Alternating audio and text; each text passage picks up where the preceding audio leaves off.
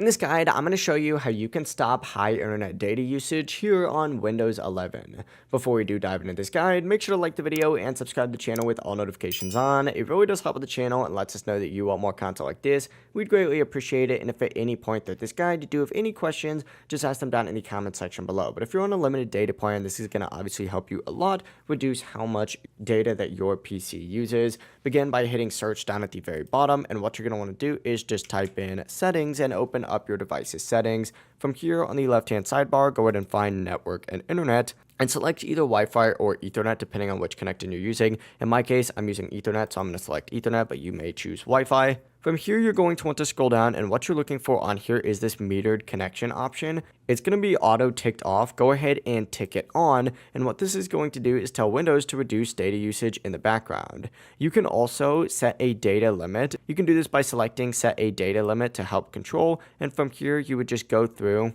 and choose the time frame and enter the amount in megabytes or gigabytes.